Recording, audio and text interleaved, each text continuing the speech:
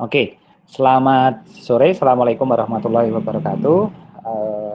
Pada pertemuan kita sore hari ini, pada mata kuliah Entrepreneurship and Success Skill, saya akan menjelaskan dua hal nanti. Yang pertama itu adalah mengenai business landscape, ya. Ini adalah bagaimana kita mengenali suatu tatanan model bisnis yang existing, yang saat ini sering dipakai dalam konteks demografi sebuah negara begitu.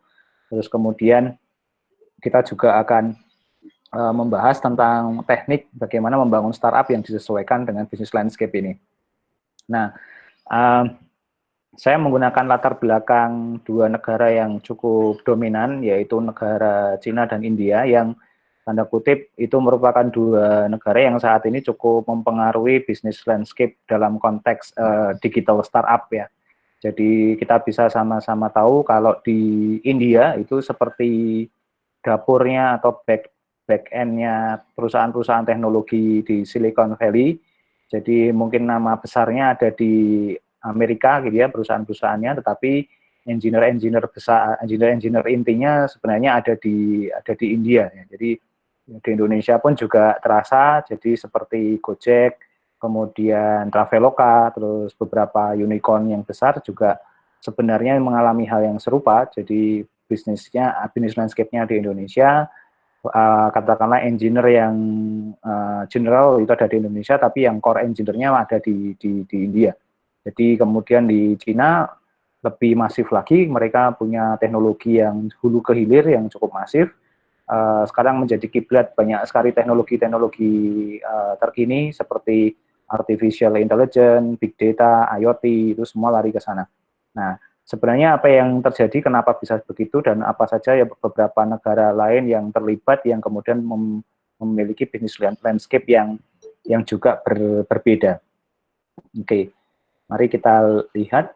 Nah, sebenarnya kita bisa mengkategorikan beberapa bisnis landscape itu menjadi beberapa jenis ya, beberapa jenis. Jadi ada yang menyebut pertama kategorinya itu adalah isolated technology nation. Nah, ini definisinya adalah sebuah negara yang memiliki kemampuan untuk mengembangkan teknologi itu dengan kemampuan dirinya sendiri, baik itu dari fase research development, kemudian dia melakukan proses pengembangan teknologi dan bisnisnya, termasuk mereka juga memiliki funding yang cukup besar. Beberapa bagian dari masyarakatnya itu memiliki funding yang cukup besar, dan di samping itu punya pasar yang cukup besar juga. Nah, mari kita lihat kayak tadi, kayak Cina gitu ya, mereka orang-orangnya memang by nature mereka punya ekosistem yang dari awal itu bisa mengembangkan riset dan development teknologinya dengan mereka sendiri. Nah, jadi itu yang membedakan. Dan kemudian juga mereka juga punya beberapa pihak yang memiliki kekuatan funding yang cukup besar ya. Jadi contoh misalnya di Cina kita punya mereka punya Alibaba dan seterusnya, yang itu kemudian bisa memberikan funding kepada perusahaan-perusahaan startup kecil lokal yang kemudian bisa berkembang jadi cukup besar. Nah, di satu sisi, ketika mereka punya kekuatan itu, kemudian mereka juga punya kekuatan market ya. Market itu berarti penduduk yang sangat besar, yang tanda kutip kalau mereka memproduksi teknologinya sendiri, masyarakatnya itu sendiri juga bisa mengkonsumsi. Jadi tidak perlu kasarnya atau strike-nya mereka sebenarnya nggak membutuhkan market lain, cukup diputar di negara mereka sendiri, mereka sudah bisa. Nah, ini sebagai bentuk. Nah, sehingga kata kuncinya adalah mereka itu punya mature ecosystem by themselves. Jadi mereka punya ekosistem pengembangan riset dan teknologi yang sudah matang ya dari mereka sendiri. Nah, ini adalah tipikal negara-negara yang cukup kuat ya, semacam itu. India juga sama, India itu memiliki hal yang serupa, meskipun secara funding tidak begitu kuat, tapi mereka masih bisa untuk bertahan dan menginvest dirinya sendiri, marketnya juga besar. Ya, seperti kita ketahui bersama, Cina itu penduduknya nomor 1 dunia, India nomor 2 di dunia. Baru ketiga adalah di Amerika. Amerika Serikat tidak masuk dalam kategori ini, tapi mereka marketnya tidak sebesar India dan Cina. Nah, kemudian ada kategori kedua yang menjadi bentuk atau landscape dari negara-negara yang memiliki apa namanya budaya teknologi riset dan development, yaitu kategorinya Advanced Technology Nation with Limited Market. Nah, ini negara-negara yang sebenarnya secara teknologi mereka advance, unggul, ya, sangat kencang, sangat maju, tetapi sayangnya tidak memiliki market yang cukup luas. Ya. Contohnya negara Jepang, Korea, Taiwan, itu adalah negara-negara yang bisa menghasilkan teknologi. Ya. Risetnya bagus, unggul gitu ya, produknya juga luar biasa. Cumanya mereka untuk bisa bertahan hidup, mereka tidak bisa mengandalkan kekuatan size market mereka sendiri. Mereka karena hanya punya ukuran pasar yang sangat terbatas, sehingga mereka butuh negara lain untuk mengkonsumsi produk mereka sendiri. Nah, akhirnya mereka caranya ekspor, ya, ekspor besar-besaran ke negara yang lain. Nah, itu sebagai ilustrasi bagaimana itu terjadi. Nah, kemudian ada juga yang sama, advanced technology nation, tapi small market. Nah, ini tidak hanya limited, tapi small. Jadi sangat-sangat kecil. Nah, ini biasanya bisa kita temui ke negara-negara yang maju, tapi penduduknya sangat sedikit, kemudian demografinya juga sangat kecil. Nah, seperti Singapura, Estonia, dan beberapa negara-negara di Eropa. Nah, itu memiliki karakteristik yang sedemikian rupa ini. Nah, gitu. Nah, mereka otomatis karena mereka negara maju sebenarnya small market mereka nggak bisa jual sampai tidak bisa berjualan produknya sendiri di negaranya sendiri. Mereka menggantungkan hidup di negara lain dalam konteks negara lain itu mengkonsumsi produk dan development mereka sendiri. Nah, ini adalah 3 negara yang tanda kutip tergolong dalam level teknologi itu menengah ke atas, ya, menengah ke atas. Nah, sehingga ini menjadi sangat penting untuk diperhatikan. Kalau kita misalnya kita berada di negara kita ada di level mana, kita jadi tahu bahwa nanti ini menjadi informasi penting bagi kita ketika mengembangkan suatu ekosistem startup, itu kita harus menyesuaikan dengan karakteristik ini sehingga tidak sangat tidak salah. Misalnya kita punya ide untuk membuat suatu startup teknologi sangat tinggi, misalnya AI gitu ya, yang bisa untuk mendeteksi kanker misalnya begitu. Nah, mungkin kalau di Indonesia ya tidak bisa berjalan bagus karena mungkin kita secara teknologi oke, bisa melakukan risetnya, tapi untuk kemudian ke market, ke funding, orang masih belum bisa memahami konteksnya itu, sehingga akhirnya ya tidak bisa berkembang. Makanya seringkali beberapa startup yang punya ide teknologi sangat tinggi itu kemudian inkubasinya ada di negara-negara ini, bisa ke Cina, ke India, ke Jepang, Korea, Taiwan, Singapura, dan yang kemudian kalau sudah matang digodok, kemudian dibawa ke negara asalnya dengan skill yang lebih mudah diimplementasikan. Nah, ini contohnya semacam itu. Nah, ini adalah cara kita yang melihatnya. Jadi memang untuk membangun suatu ekosistem startup itu kita tidak bisa serta-merta hanya memiliki ide yang brilian, tapi juga harus memperhatikan lingkungan teknologi kita, apakah itu bisa diadopsi apa tidak. Nah, contoh kalau kita kemudian mengembangkan teknologi autonomous taksi misalnya gitu ya, autonomous car gitu di Indonesia, ya mungkin akan sulit karena memang adopsi teknologinya belum bisa sangat mudah seperti negara-negara yang maju ini begitu. Nah, ini sebagai salah satu ya yang harus diperhatikan oleh kita. Yang dibutuhkan oleh kita ya otomatis teknologi-teknologi yang sesuai dengan dengan level landscape kita. Kalau memang belum ya jangan dipaksakan.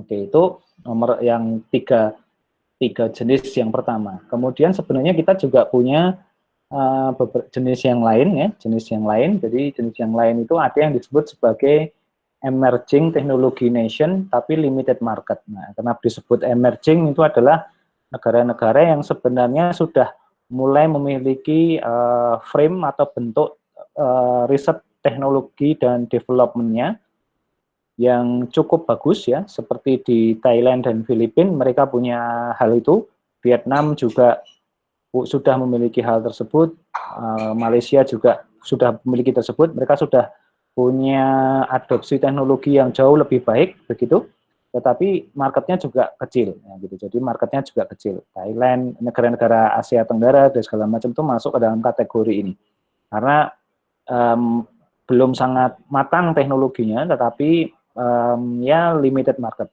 Jadi kalau kita lihat misalnya kenapa kok Gojek, kemudian Tokopedia, kemudian apa tuh Traveloka dan seterusnya itu bisa bagus di Indonesia, karena memang adopsi teknologi kita itu masih di level itu. Jadi mungkin kalau Gojek ya berarti kita memang sebenarnya hanya memindahkan transaksi offline menjadi online menggunakan aplikasi begitu ya. Tapi belum bisa semacam sangat-sangat advance gitu. Nah, hal serupa yang terjadi.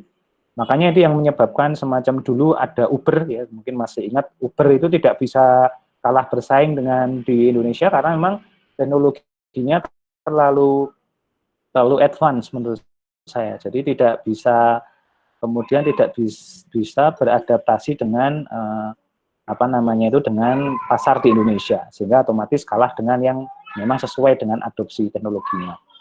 Nah, di Indonesia sendiri itu menarik karena Indonesia itu termasuk dalam kategori ini, Emerging Technology Nation, tapi dia punya ciri khas, yaitu fast market ya. Fast-nya itu pakai V, ini berarti volumenya itu sangat besar, jumlah penduduknya sangat besar, usia produktifnya besar, kekuatan daya belinya sebenarnya kecil, tapi karena banyak jadi besar gitu ya. Dan kemudian apa namanya, adopsi teknologi dan produknya itu cepat ya, karena kita punya kayak budaya untuk suka update begitu ya, sehingga jadi begitu ada rilis baru biasanya kita akan mengejar itu. Jadi ini yang menjadi salah satu yang menyebabkan kecepatan adopsi di Indonesia itu cepat, tapi adopsi untuk konsumennya, jadi untuk membeli dan kemudian mendapatkan. Nah jadi, biasanya nih ya ini bisa menjadi catatan bahwa kita punya plusnya, kita juga punya minusnya. Nah sehingga kita harus memanfaatkan. Nah, sehingga dalam sudut pandang ini, maka kita sebagai misalnya orang yang akan mengembangkan suatu teknologi tertentu untuk membangun startup, maka kita harus memperhatikan benar ini sisi demografi ini. Karena kalau kita salah entry point-nya salah, ya otomatis kita tidak akan bisa berkembang. Kecuali memang kita menargetkan misalnya mengembangkan suatu teknologi yang ditujukan untuk negara-negara yang sudah mature semacam ini.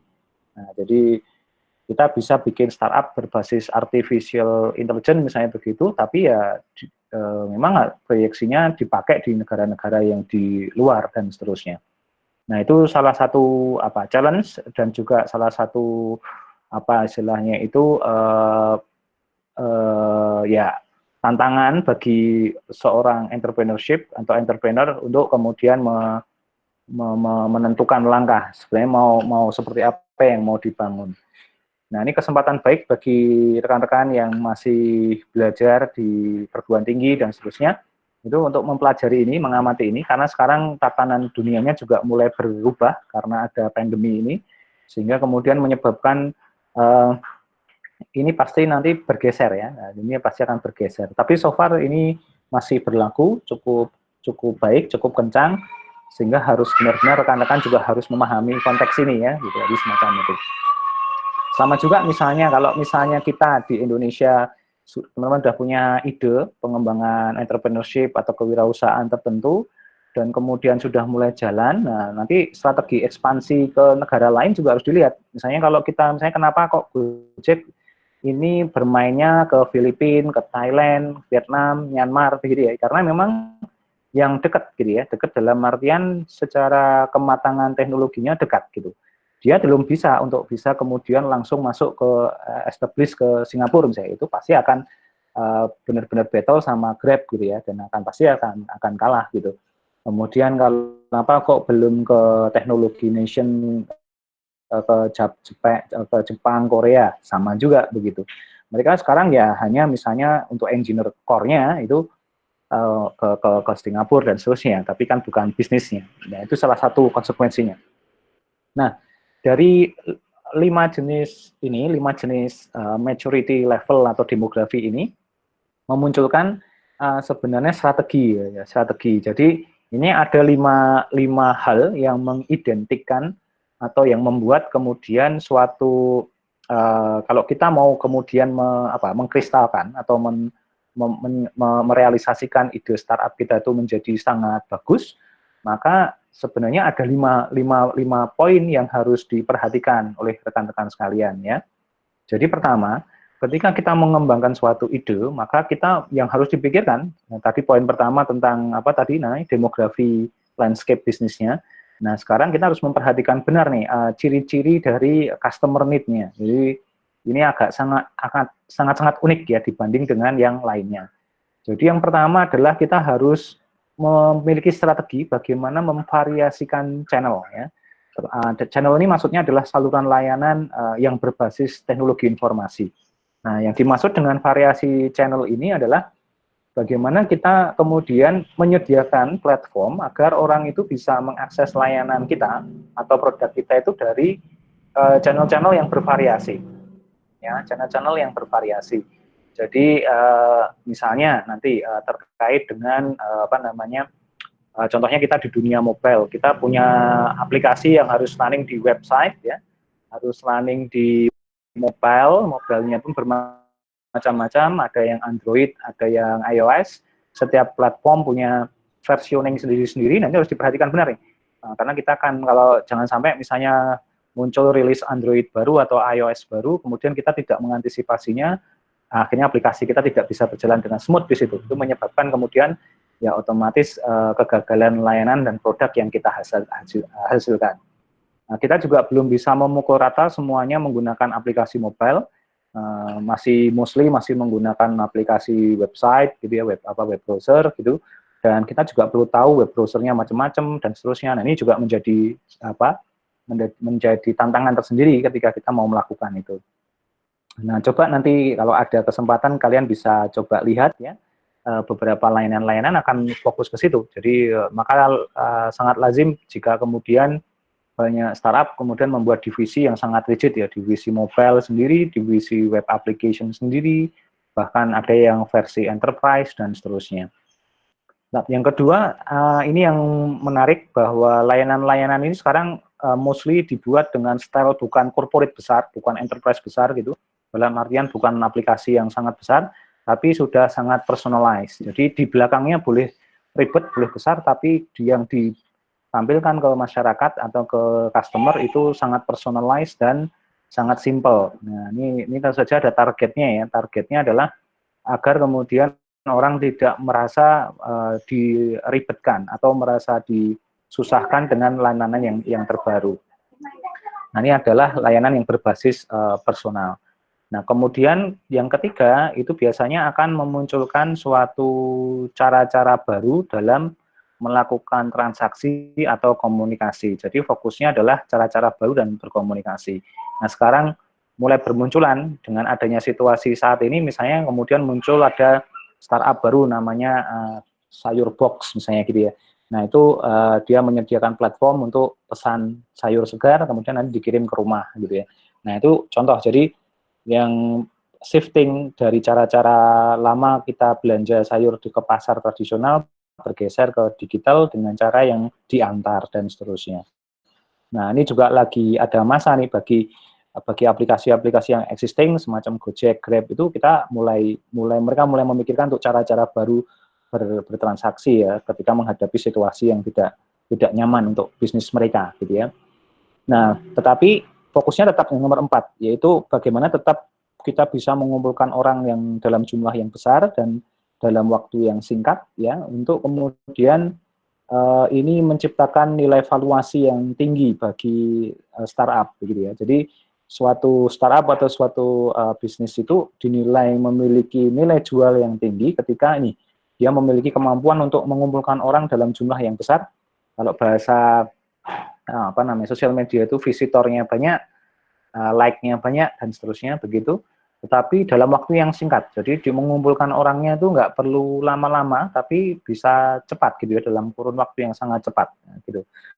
Maka tidak heran beberapa layanan itu menggunakan cara-cara yang tanda kutip hampir berusaha melanggar aturan ketika mereka menggunakan cara-cara yang tidak lazim untuk hanya mengejar number usernya. Jadi kayak gitu. Nah, kenapa semacam itu? Karena dalam ilmu ekonomi ya, itu ada rumus begini. Kalau misalnya orang itu berkumpul dalam jumlah yang sangat besar dan dalam waktu yang singkat, maka ini akan menyebabkan potensi nilai ekonomi yang tumbuh juga akan cepat gitu. Sehingga karena diyakini setiap orang itu pasti bawa dompet, mudahnya begitu. Di dalam dompetnya juga ada uang. Nah, ketika uang itu dikumpulkan, maka ketika diminta saja untuk menyumbangkan satu orang 10.000, dikali orang yang hadir, maka akan muncul nilai ekonomis yang sangat tinggi. Nah, itu kan cara kerja kitabisa.com atau mungkin crowdfunding yang bermunculan, yang startup crowdfunding ya, mengumpulkan dana masyarakat dan seterusnya dengan isu-isu sosial, isu-isu kemanusiaan atau isu yang lain lah, yang kemudian nanti disalurkan ke pihak-pihak yang membutuhkan. Tapi itu kekuatannya. Jadi kita kadang tidak mengira ya, hanya dalam kurun waktu singkat terkumpul dana yang sangat besar begitu. Nah, ini adalah model ya, dua jenis bisnis landscape yang perlu diperhatikan oleh rekan-rekan sekalian ketika memperhatikan isu terhadap ketika kita mengembangkan suatu bisnis landscape yang diinginkan. Nah, jadi nanti dalam konteks ini saya sangat mengingatkan dari awal ketika kita membuat ide startup ini, kita harus sangat memperhatikan dua hal ini. Jadi pertama tadi bisnis landscape itu mengajak kita berpikir global gitu ya, melihat benar posisi kita di mana dan strategi globalnya seperti apa. Kalau ini strategi ke customer. Jadi kayak gitu. Jadi kalau kita tahu dua posisi ini, menurut saya startup akan survive gitu ya, akan survive. Oke, jadi itu. Oke, nah yang menjadi menarik ini ada sedikit kesimpulan terkait dengan ini. Jadi bisnis landscape ini tadi akan mendorong banyak industri itu untuk kemudian melangkah ke fase digitalisasi ya. Nah, karena dengan bisnis landscape tadi membuat orang jadi memikirkan bisnis proses baru. Nah, kemudian akan memikirkan cara-cara baru yang destruktif gitu ya untuk mengubah pendekatan-pendekatan yang sudah berjalan saat ini agar kemudian muncul pendekatan-pendekatan baru yang lebih konstruktif yang kemudian breakthrough dan kemudian bisa diadopsi oleh market dengan cepat gitu ya. Nah, kemudian yang terakhir ini crowd economy. Jadi tadi mengumpulkan uang dalam waktu cepat dengan tidak harus banyak per orangnya tapi orangnya banyak, itu akan menjadi kata kunci karena itu akan cepat ya, fast, reliable, kemudian adaptif dan scalable. Nah, ketika itu muncul, maka itu akan sangat memudahkan bagi startup untuk nanti bermain begitu ya. Nah, ini bahasan pertama tentang bagaimana kita menyikapi bisnis landscape startup saat ini. Jadi nanti rekan-rekan sekalian bisa mencoba untuk mempelajari lebih dalam lagi, melihat beberapa sampel dari startup di luar negeri yang kemarin sempat dibuat beberapa teman, beberapa dari kalian mensubmit video tentang perkembangan startup besar di dunia. Kalian bisa kemudian akan konfirmasi, oh ya, mereka mulai dari suatu negara yang cukup mature, kemudian bisnis modelnya disesuaikan.